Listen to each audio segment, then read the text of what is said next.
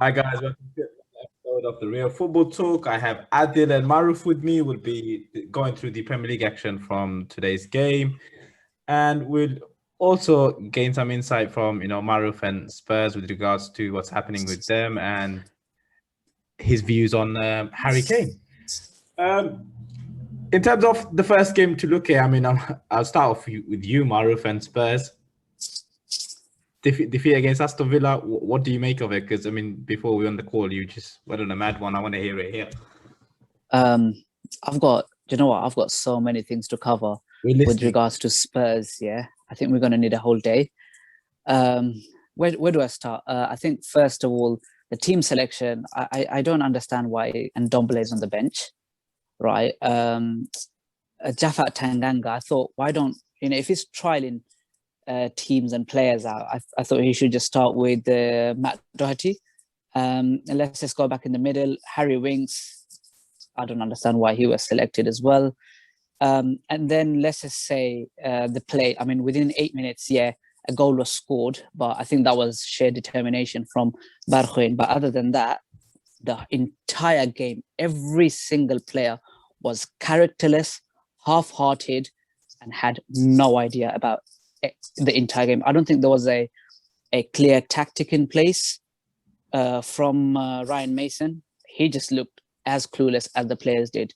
Harry Kane to be honest, a lot of chances didn't fall to him. And on top of that, I think there was one towards, I think it was the 63rd or 64th minute where he could have squared it, but he just went into the near corner. Other than that, there was nothing. I mean, Dele Alli, he looks like he just, he's drunk in the game. I don't even know why he's playing. I wouldn't even pick him for my Tuesday night five-a-side game. That's how bad he was. He's so lazy. He's like he thinks he's such an elegant player. You're not, mate. Just get out of the team. It was pathetic. Where is Lucas Moura? Where is Eric Lamela? Those guys need to be in the team. They were showing some heart, but there was nothing. Even then, how easily Ollie Watkins went past the likes of Eric Dyer and Alderweireld. It was a joke. I know a couple of months back, Hassan, I said to you that Reguilon probably one of the best left back in the league. I apologize for that, mate. I was just about to bring that up, but you beat me to it. That guy, he's not Sergio Reguilon, it's Sergio Errors, basically. He was full of errors. Some simple things, get rid of the ball. For that second goal, no. Great finish, though, no? Great finish. Outside of the foot. Honestly, it's just a joke. It's just a joke. Sorry, I need to. That's just the Arsenal in me. I'm sorry. I apologize. Believe it or not, it was the first game I've actually watched of Tottenham's after a long time. I thought, you know what, it's towards the end of the season, and I've got a bit of time. Let me watch the game. I made a bad decision. I should have just stuck with watching, Peppa Pig with my kids. Probably would have been more enjoyment than that. Adi, what did you make of it? Because I mean, it seemed like a game that Aston Villa dominated, and I mean, Jack Grealish is back, and he's transformed Aston Villa again. Yeah, but we said it yesterday that this Tottenham team under Ryan Mason doesn't look good off the ball. They just focus on attacking, and then it's very basic. I mean, every time you hear Ryan Mason, every time you see it just seems like the Harry Redknapp type of managing, where keep the players happy, make everything sound positive, put a positive spin on everything, just play the ball forward, make runs forward. It's very basic. Everything he's telling them is just basic stuff. It's not. Football's moved on a lot from there because of the European coaches stepping up the standards of tactics, counter pressing. Everything's just gone up a different level from that type of just pass move, and not think about anything off the ball. So yeah, other than the first 10 minutes until they scored, Spurs did start okay. I mean, Bergwijn looked quite good. And then after that, I mean, just Aston Villa took control of the game. The interplay between El Ghazi, Grealish was really good. They're attacking and dominating down that left-hand side. You know, they're targeting Taganga. And yeah, even Bertrand Traore looked good. Ollie Watkins was absolutely bullying Dyer. And yeah, they totally took control of the game. And it is the Grealish effect because, you know, you either foul him, you can't get the ball off him. You end up fouling him. They fouled him a lot though. Or he Again, makes you look silly. He makes you look silly. I felt sorry for him at times because he just came back from injury and I wanted to play. Yeah, he took a lot of knocks. Yeah, There was one in the Euros and he was just getting hammed down and I was like, oh, you know. But the biggest thing is he takes the ball while he's marked. While he's got a player next to him, all the Aston Villa players recognize that it's still a safe pass. And I'm literally talking the player is right next door to Grealish, and they'll still pass it to him, and he'll still control that ball, turn on it, shift you, and then play it back. And just having a player of that technical quality that even when he's marked, you can give him the ball and he's gonna keep that ball is a huge takes a lot of pressure off players who struggle with their passing game. And yeah, they totally dominated. I mean, you know, the goal came out of nowhere, but they had chances before that. Grealish had a couple of shots from out wide. Watkins had a few shots. McGinn took a couple John of McGinn, ranges. he was brilliant. Yeah, he was really good breaking in. But I mean, that Reguilon kick, I mean, it happens. But I actually felt Larisha done better. I mean, he took so long before he actually reacted to that. Move his legs, yeah. Well, he didn't move his leg. That was the problem. He was just watching it, and then decided to dive. And I was like, you know, you could have even grabbed that. That's how long he was watching it for. So, yeah, still, you know, unfortunate for things. But the issue I had was with that second goal. And obviously, Reguilon messed up the clearance twice. But it's more the positioning of Dyer. That was shambolic. And the second thing is Harry Winks. In the whole game, I could not understand why Harry Winks was on the pitch. He had no confidence on the ball. He was offering nothing of a forward pass. He's running around and he literally runs around just to pass the ball backwards. And then if you look at the regular goal, the first clearance gets blocked. It goes to Harry Winks. Harry Winks does not take a chance, a touch. He does not clear it, does not give it back to the keeper. He fires it straight back to Reguilon, the guy who's got a guy on him already. And I'm sorry, how is this guy in England international? How is he playing for England? You get it? Like, he's got no character on the ball. To put your teammate under that pressure, She should be a criminal offense. Is for me, it's what, you know, is soft. It's basically what players who don't want the ball do. They put their teammates in danger. And yeah, a lot. I mean, still, you have to credit Bertrand Traore. You know, blocked the second one, and obviously is. Watkins still had a lot to do though. Yeah, but like, what was Dyer defending? I don't understand. I mean, you show him out wide. How can you let him cut in on the goal? You know, he's going byline. If he goes down the byline, he's not getting anything. That was half-hearted. For you to, you know, jump outside and let the guy cut in is just terrible defending. And the worst thing about it was the fans booed at halftime. Second half, there was no reaction. There was zero reaction from Tottenham, and that's the saddest thing. Is they didn't build up momentum. They never looked like they were going to score. Aston Villa was still comfortable to the point where they put all their kids on. They put Chukwuemeka, they put this other youngster on, and they were still the team attacking, and they still hit the post. Hit the post. I mean, what an effort. He almost scored. That's how heartless the Tottenham performance was. And the first 10 minutes, the Spurs fans were loud. After the equalizer, they were silent. I mean, the rest of the game, everyone was just shocked because the performance was that abject. It was such an and the worrying thing was Harry Kane in the first half. You could not play more deeper than the way Harry Kane was. And everyone can go, Bergwijn needs to make runs in behind more. And they tried to make excuses for it. But I think that's another sign that I think possibly Harry Kane is going to City, because he's playing extremely extra deep as a false nine player. He's playing to the way, Kevin De Bruyne plays it when he plays the false nine for City. He's coming that deep, and he's literally effectively another midfielder. And I just think maybe he's preparing himself or auditioning or trying to show that I'm the perfect guy to play your system. Because it seems more extreme than it was.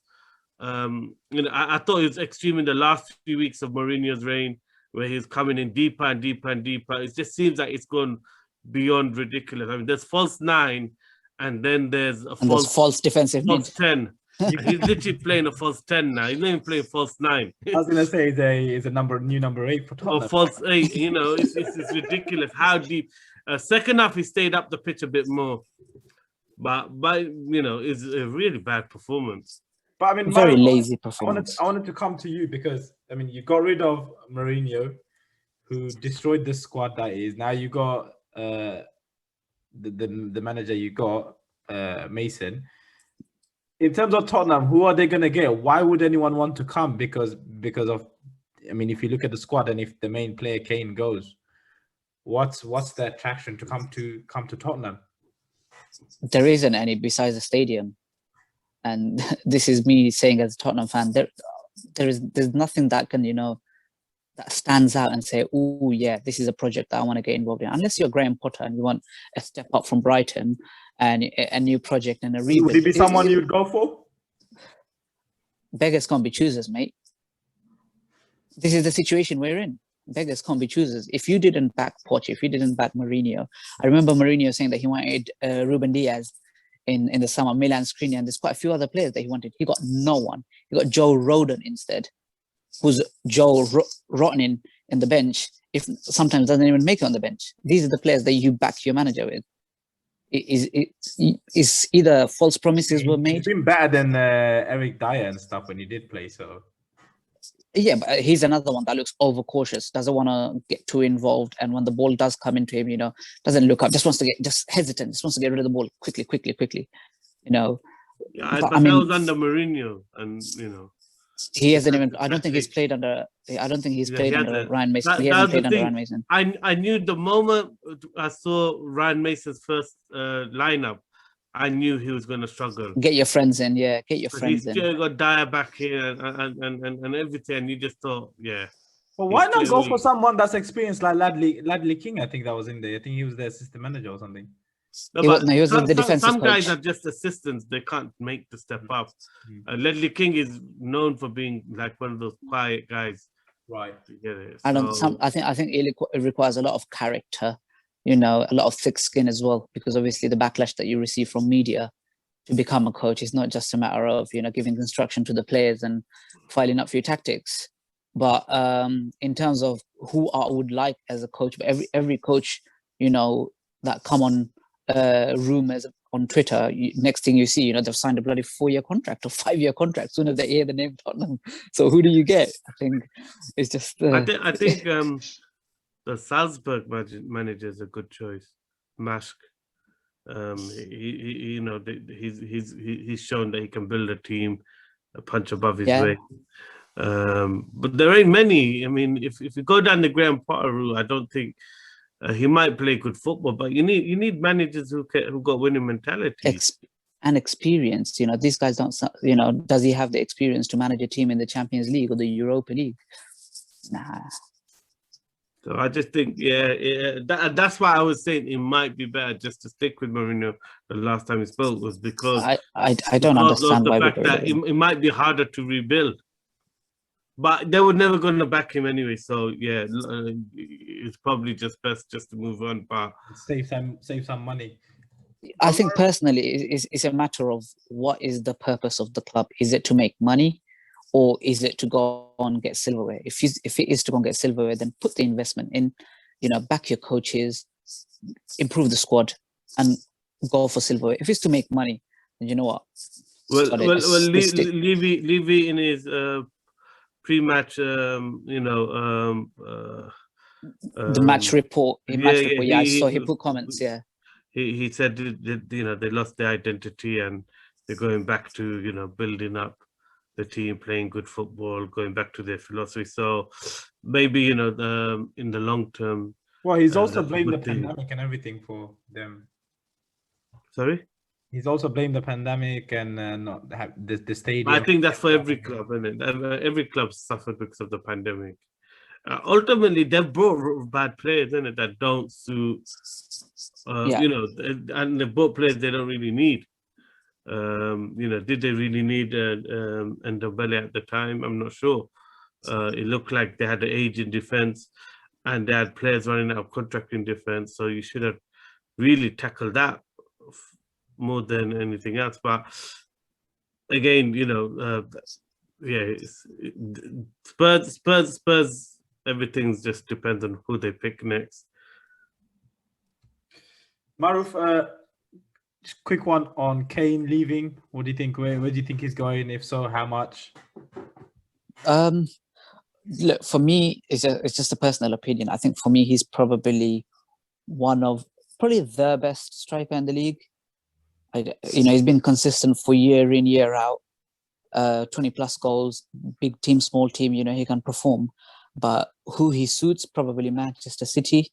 I don't see him going anywhere else. Price tag, I think Daniel Levy is the type of man, he will squeeze every penny out of you if he can. So I'm guessing the price tag of anywhere between 150 to 170. Levy will sell him cheaper to City just to make sure he doesn't go to United. Probably, yeah. He does not like dealing with United very much, does he? I think since the Carrick since the Berbatov transfer. That's it. Yeah, that's it. Berbatov one. He's not been very keen on doing. Because what's his name? What's that left? Danny Rose wanted to go to United, didn't he? But he just totally collapsed that one as well. Yeah, but he doesn't negotiate with United. So I think about anywhere from 150 million to 170. But as a Spurs fan, do I really want to see him go? No, but I think the guy deserves a bit of trophies. Massive game for you in the weekend against Leicester. If you want to get into Europe. Yeah, but then again, it's a massive game for Leicester as well. So. That might suit Spurs. Yeah. Interesting. I think it's a very interesting game. Other team that was playing, who's gone into the Champions League spot into fourth place, Liverpool. Great win away, 3-0. Adi, what did you make of that? Yeah, very fortunate to go in 1-0 at half time. It was very quite an open game. Burnley actually were the better team in the first half. Woods had a couple of real good chances, didn't get it on target. Alisson again done a couple of good saves for McNeil. Brownhill missed a good chance as well, isn't it? Wood had an amazing chance. Yeah. So and other than, I think Salah had a couple of chances. It was an open game. Both teams struggled with the ball over the top, especially Williams was getting exposed. They're targeting that, and but for lack of cutting edge from Burnley and the lack of pace, it cost them a lot of times. They kind of look like Wood was through on goal. He'll take a touch that kind of takes him away from goal. Next thing you know, Williams gets back and puts a block in or something. So, lack of pace and a lack of clinical edge cost them. And the goal just the first goal and then straight after the start of the second half scoring killed the game really. But even towards the end, while Burnley were putting under pressure with these corners, and Nat Phillips on an excellent clearance off the line. So it just seems like destiny's with Liverpool, because first half they didn't play well. everything's building up. I mean, you can tell the luck's on Liverpool's side. But they show winning mentality, because at the end of the day, they're giving up chances and they're still going for it, and they're not panicking, and they're just playing their games, and you know, at the end of the day, it's the result that counts. This ain't the time for performances. So yeah, they've done really well. Maruf, what's your view on it, them getting Champions League spot? I think it shows a bit of determination, really, from the club, from the manager and the players, because, you know, there was a time you thought they weren't even going to get Europa League, sorry, but to come back and, you know, get in fourth spot. I mean, it's not fully confirmed yet. It depends on the next game week, but that in itself, you know, is a big achievement. Well, not to the likes of Liverpool's status, but obviously winning the league last season and just fighting for Champions League this season is a massive downside. But you'd say, you know, that's a great achievement in terms of where they were, you know, going back 3-4 weeks. You know, they're almost 7th, 8th, and coming back up to 4th now. But I think Chelsea done Liverpool a big favour as well. It was really out of Chelsea's and Leicester. But I think Chelsea done themselves a big favor. I mean, it had nothing to do with Liverpool. They wouldn't. I mean, they wouldn't have made been. You know, they'd have jeopardized their chance of top 4. If Chelsea had no choice. They're the one that misses out on the. That would have been, yeah. So it would have been a very exciting last. It still is. It still is. I mean, there's 1 point difference between the 3 teams. Chelsea's on 67, Liverpool on 6. I mean, we know the advantages with Liverpool and Chelsea. I mean, I think Liverpool will. But you never beat know. Crystal Palace, yeah, and Leicester, Tottenham. I don't know. It might even be a draw, but I can see Liverpool beating Crystal Palace. I think Leicester will beat Tottenham, and then Tottenham are playing go away. Liverpool should beat Crystal Palace, but you never know, because it's they don't have a great home record anymore, do they? Roy Hodgson's last game in charge, you know, that might motivate Crystal Palace, but you'd be surprised. Amazing results, yeah. And then who have Chelsea got? Aston Villa, is it? Chelsea got Aston Villa. Yeah, so that's not easy. With Jack Grealish back.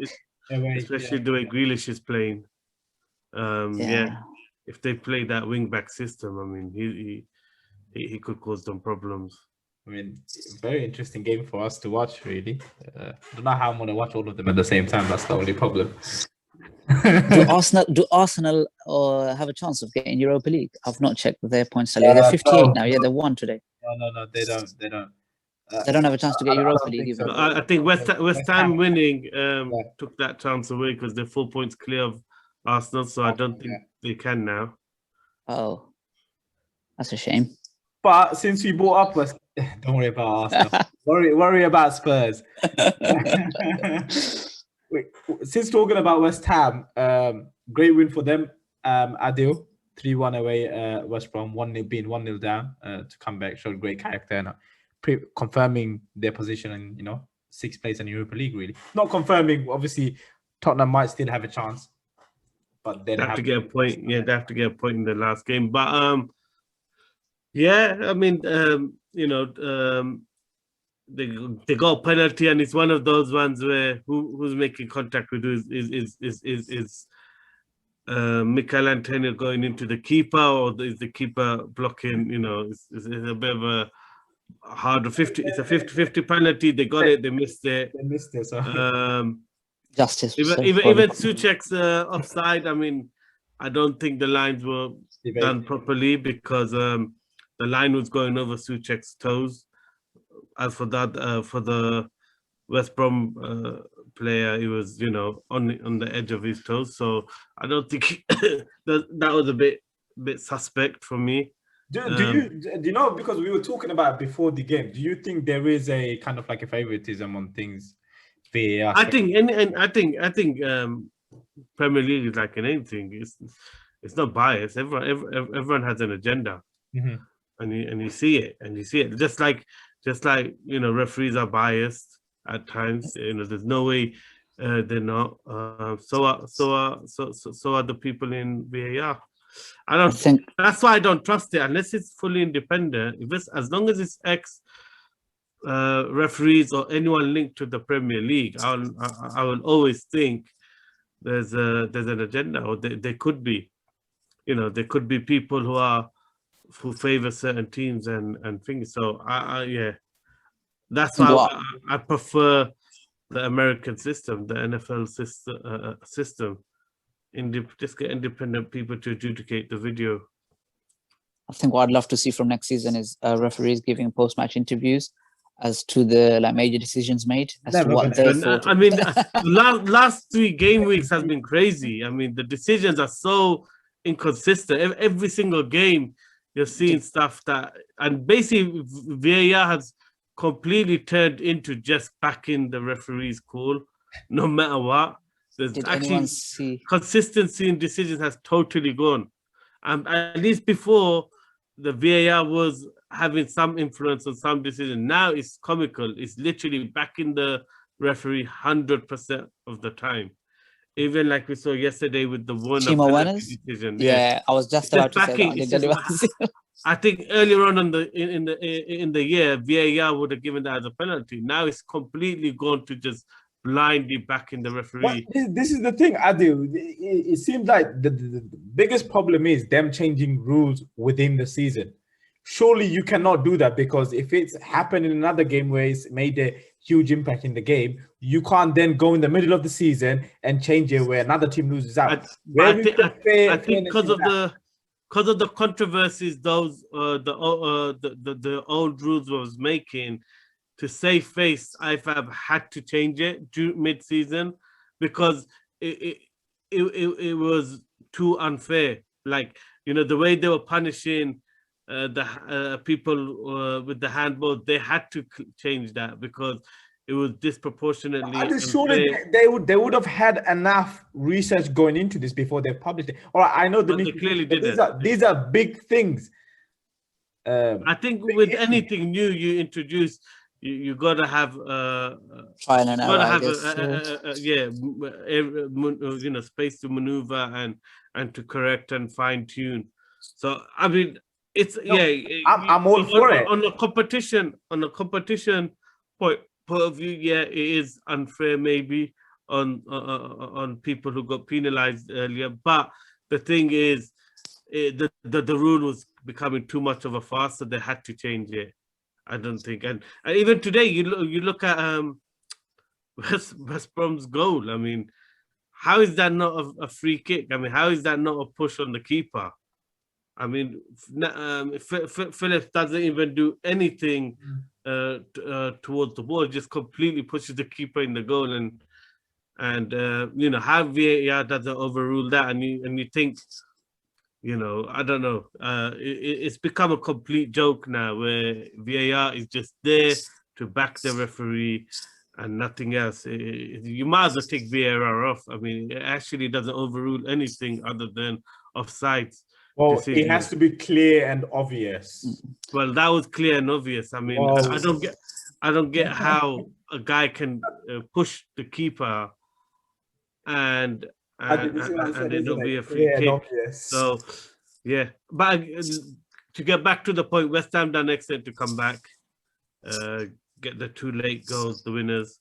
And a similar problem for West Brom, just like their ball watching from a corner for Alisson's goal, they done the same thing again for Bona. I mean, they got, surprisingly for Sam Allardyce team, they got a real weakness in defending corners. But this is, I think they're just. I mean, they know they're relegated.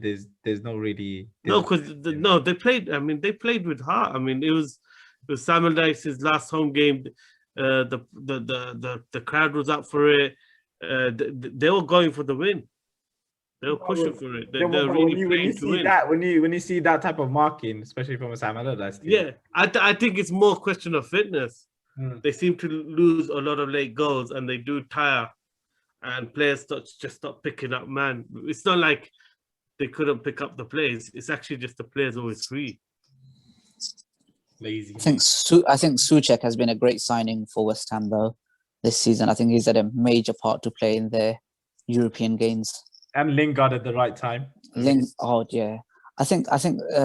What is you guys' opinion? I'm not too sure, but Said Ben Rahma. I think he looks a very classy, neat player. Very good on the I ball. think he obviously needed some time to adapt to the pace of Yeah. the league, etc. And slowly he's been brought on, and now obviously he's showing. And next season he'll probably kick on a bit more. Yeah, you can see he's got the quality. I love the flair he has. Yeah. I He's got a did- great goal last weekend. Yeah, he did. Anything to add on that, Adil?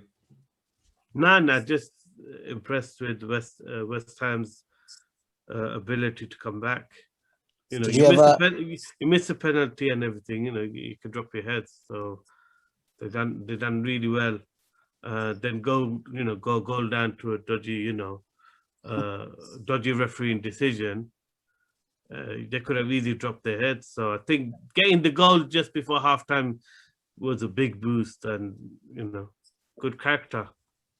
Let's quickly just go through the other games in the Premier League. Really, Everton Wolves, great win for Everton, 1-0. Yeah, they were quite lucky actually. First half, Wolves were the better team, had the chances. Pickford looked solid and calm. Richarlison got a not good goal. erratic. And then Richarlison, great header. But up until that goal, I mean, Everton couldn't create anything. Their football was. It's a team it's just a workman-like, hard-working team, and they really struggled to create anything. Obviously, once they went 1-0 up and Wolves opened up slightly more, then on the counter-attack, Everton looked a threat. But to think that they're going for a European place, I mean, up until that point, they really struggled to create anything, and didn't even look a threat. So the goal actually helped them to the game to open up, and then they had a few more chances as a result of going 1-0 up. And they definitely need to get wingers. I think Ancelotti said, but they need to get some attacking flame to that team, because they all work hard, but they got no creativity. Yeah, apart from James Rodriguez, probably that's it. Well, he wasn't there today, so that shows. That's the only creative players you can pretty much say that does something a bit magical. I mean, they could still finish 7th. I mean, it would still be a great season for them and improvement from last year. Yeah, I mean, they got imbalance in their squad. I'm still not convinced with the Richarlison up top thing. I mean, he's a good player, but I always felt he was more of a threat when he played left wing. He's not clinical enough. That's my biggest problem. I was gonna say he doesn't. I think you limit his game, making him a target man. He hardly ever gets the opportunity to run at anyone anymore. Yeah. And last season he was devastating at running at players. So I think that's a mistake. And if it's just to fill a gap, fine. But he's talking about needed wingers, and Everton needed to buy wingers. Well, you got a good winger and you're playing him up top. Maybe it's just to get someone off Calvert-Lewin. Maybe that's the idea, because I mean he does win a lot of balls in the air, and if someone like Richarlison is off him. Yeah, but they also pump the ball up to Richarlison as well, and it just doesn't suit his game. The other game in the Premier League, it was Crystal Palace versus Arsenal. I mean, a great goal from Pepe. That first goal was brilliant. But that turned the game. The goal turned the game, because it was all Crystal Palace. Yeah. Wow! Out of all the games, I mean that was electric atmosphere there. The home fans absolutely. Roy Hodgson's last game, isn't it? Yeah, so. and they were pumped. The way Crystal Palace started that game, all out attack, firing. They really meant business, and literally the goal just sucked the life out of them, because it came out of their Arsenal's first real proper attack. You say that, but then again in the second half they came back firing again. They came back firing, but I think they suffered at the end for that, because in the last 10 minutes you could see Arsenal slowly getting their way back in it, but. Yeah, looking at both teams, Crystal Palace was the team that had more threat, created loads more chances. And other than the 3 goals, I don't remember Arsenal creating much. I mean 3 shots on they target, really lack creativity. 3 shots goal, 2 shots on target, 3 goals. That tells you. Yeah, but I can't remember them creating much else other than that. That's it. in the game, and it kind of shows. And if you look at it, great cross from Tierney from the first one. Yeah. Poor defending for he's a bit lucky the second goal. Good ball again from Great Odegaard, bowling from Odegaard, though. ball Yeah. going into your 6-yard box. You got a thingy deal with that, and then the individual goal from Pepe, bit like the Ollie Watkins in terms of poor defending. He's going through two players, but this one was a bit more skill because he done it so quick. He done the defender through quickly. That's not necessarily just poor defending. It was actually very good skill and finish. Yeah, another lucky result for Arsenal. I didn't think they played well. I mean, two players that Arteta doesn't really like kind of saved him today. And again, didn't start Martinelli. I don't want to go on that run. He didn't start Martinelli again, but I think he's trying to do that Foden thing of that Pep was doing. He's not. Try and get him to change his style because he's too direct. He's too direct. That's why we love him. That's why we love him. He's direct. That's why we love him. Yeah, but obviously, so today's game, another very systematic performance, very systematic, slow build-up play. But it got the result at the end. It's frustrating. We're running out of time, so I'm just going to quickly touch up on Newcastle. Great victory for them. Joe Willock again does it. Sixth game in a row. He scored for the 6th game in a row. Another header as well. And he looks really good in the air. It's good for us because it's picking up the price for him. So is he on loan? Sorry, I forgot. He's on loan from us. Oh, bloody hell! Yeah. If Spurs need a midfielder, I mean, we got someone he can take for 40. No, but you can see from the way he plays, you can see how he would never fit into Arteta's system. Yeah. I mean, he's just another player who plays free, gets the ball down, gets out wide, gets in the box. Definitely not systematic, but he's really given them a lift at a time when Wilson got injured again. So they needed that. Now they're 15th place. But on that, quickly, I'm going to end it up. Thank you guys for coming on and hope to see you soon, guys. Please make sure you like, share, and subscribe. And thank you for coming. And thank you for watching.